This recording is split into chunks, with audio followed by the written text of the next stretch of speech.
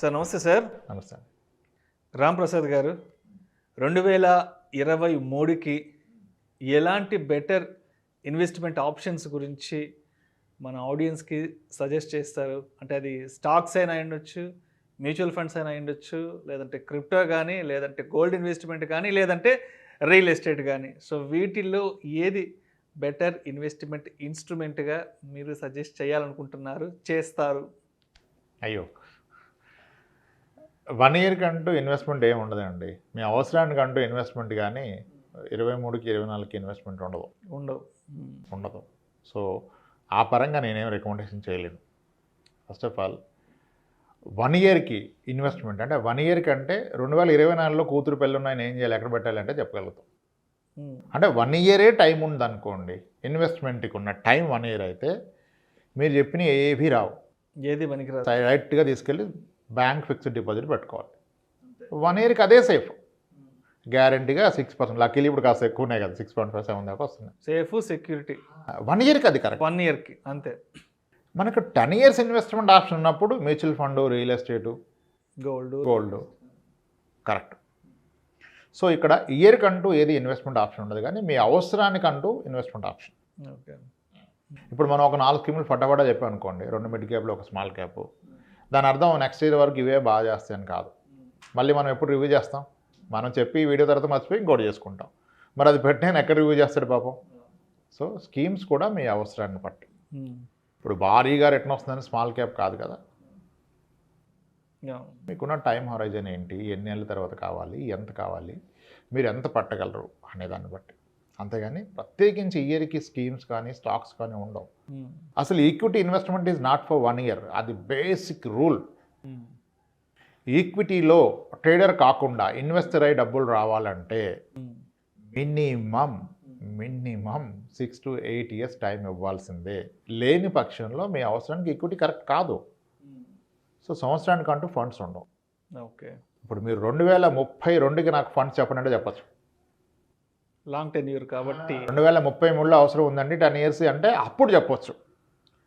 Sir మీరు ఎంత పెడతారు, మీరు పెట్టే 30,000 20,000 వరకు మీరు మ్యూచువల్ ఫండ్స్లో, ఈక్విటీ ఫండ్స్లో పెట్టేసండి సార్, ఫ్లెక్స్ క్యాపిటల్ పెట్టేసుకోండి, మిడ్ పెట్టండి, లార్జ్ ఓకే అవాయిడ్ చేయొచ్చేమో అని ఒకటి, లేదా హైబ్రిడ్ ఫండ్స్ ఏదో చూడొచ్చు. కానీ ఈ ఇయర్కి ఎలా చెప్తాం? సో ఇన్వెస్ట్మెంట్ అనే దానికి సరైన నిర్వచనం అంటే లాంగ్ టర్మ్, లాంగ్ టెన్యూర్ ఉంటే దాన్ని ఒక ఇన్వెస్ట్మెంట్గా. షార్ట్ కూడా, షార్ట్ మీకు ఎప్పుడు డబ్బులు కావాలని దాన్ని బట్టి ఇన్వెస్ట్మెంట్. మీ దగ్గర డబ్బులు ఉన్న దాన్ని బట్టి ఇన్వెస్ట్మెంట్ కాదు. ఓకే. ఈ విషయం చాలా క్లియర్గా అర్థం చేసుకోవాలి. మీ దగ్గర డబ్బులు ఉంటే ఇన్వెస్ట్మెంట్ కాదు. న్యూ ఇయర్కి, ఫైనాన్షియల్ ఇయర్కి కావు, స్టాక్స్ కావు, మ్యూచువల్ ఫండ్స్ కావు. మీరు ఎందుకు కొరకు పెడుతున్నారనే దాన్ని బట్టే ఇన్వెస్ట్మెంట్. కాబట్టి 1 ఇయర్కి రికమెండేషన్ ఈజ్ రాంగ్. 2-3 ఇయర్స్లో మీకు డబ్బులు అవసరం ఉంటాయి. 2-3 ఇయర్స్లో నా గోల్ ఉంది, ఇల్లు కడతాను, కారు కొంటాను, పెళ్ళి చేస్తానంటే ఆ డబ్బు మీరు పెట్టాల్సింది బెస్ట్ అండ్ ఈజియెస్ట్ ఇస్ బ్యాంక్లో ఫిక్స్డ్ డిపాజిట్, లేదా మ్యూచువల్ ఫండ్స్లో, డెట్ ఫండ్స్ కాస్త కేర్ఫుల్గా. కానీ ఇప్పుడు డెట్ ఫండ్స్ కన్నా చిన్న బ్యాంక్సే 7% ఇచ్చేస్తున్నాయి. 3 ఇయర్స్కి అది కరెక్ట్. మీకు 8-9 ఇయర్స్ ఉంటే అప్పుడు మ్యూచువల్ ఫండ్స్. 1 ఇయర్కి ఎఫ్డీలో పెడితే 6% వస్తుంది.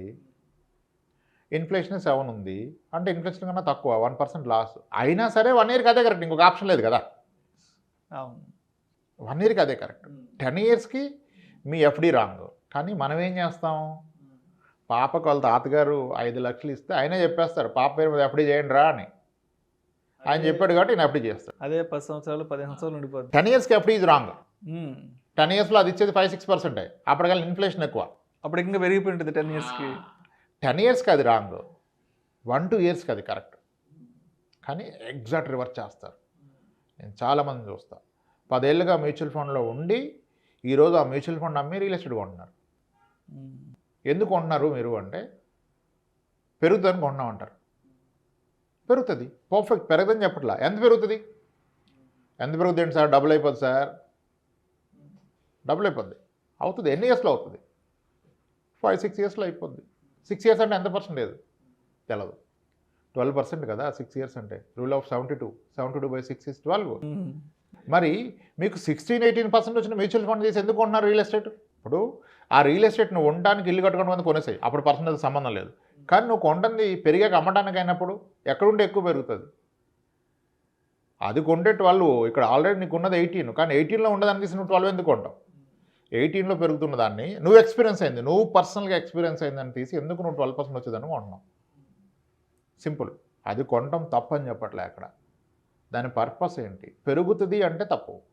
నేను ఉంటాను కొనుక్కుంటే అద్భుతం, కొనుక్కో, పెద్ద ప్లాట్ కొనుక్కో, పెద్ద ఇల్లు కట్టుకో, because you are going to consume that.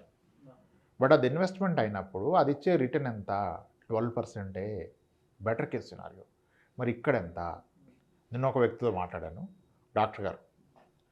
ఆయన ఏమన్నారంటే, ఆయన పోర్ట్ఫోలియో రివ్యూ చేస్తూ ఉంటే ఆయన అన్నారు నాతో సన్నగా, సార్ నేను ఈ స్థలాన్ని 1995లో 56,000 కొన్నానండి, ఇప్పుడు 60 లక్షలు అయిపోయింది అన్నాడు. 28 years బ్యాక్ 56,000 కొంటే 60 లక్షలు అయిపోయిందంట. Is feeling proud.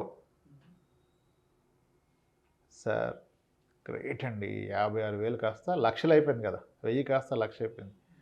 అదే టైంలో ఆయన మ్యూచువల్ ఫండ్స్లో ఎప్పటి నుంచో చేస్తున్నారు, ఆయన చాలా టాలెంటెడ్, అంత డైవర్సిఫైడ్. అదే టైంలో స్టార్ట్ అయిన మ్యూచువల్ ఫండ్ ఏదైనా ఎతకండి గూగుల్లో అన్న ఉంది కదా, మన ఫేవరెట్ అందరు చెప్పేది నిపాన్ ఇండియా గ్రోత్ ఫండ్ 1995 అక్టోబర్లో స్టార్ట్ అయింది. దాని NAV as a nested day somewhere around 2100 ఉంది. అంటే 10 రూపాయలు పెడితే 2100 అయింది. అంటే దీంట్లో 1,00,000 పెడితే 2,20,00,000 అయింది, 2,16,00,000 అయింది. అదే 56,000 ఇక్కడ పెడితే ఇది 1,10,00,000 అయ్యేది. అక్కడ మీకు 56 లక్షలు అయింది, 60 లక్షలు అయింది. ఎంత డిఫరెన్స్! అండ్ ఈరోజు అవసరం వస్తే అది అమ్మగలరా? టాక్కుమని అమ్మగలరా? అమ్మితే మొత్తం అకౌంట్లోకి వచ్చేస్తుందా? మరి ఇక్కడ వచ్చేస్తుందిగా, అమ్మగలుగుతారు కదా. అది కంపారిజన్. కొత్తగా ఏమీ నేర్చుకోవాల్సిన అవసరం లేదు. మీకున్న వాటిని రివ్యూ చేయండి. యూ జస్ట్ ఫైండ్ అవుట్ మీకున్న అసెట్స్, మీరు పెట్టిన ఇన్వెస్ట్మెంట్స్ ఎంత రేట్ని ఇచ్చాయి, ఇంకెంత ఇవ్వగలవు, మీ అవసరం ఏంటి, అది దీంతో తీరుతుందా?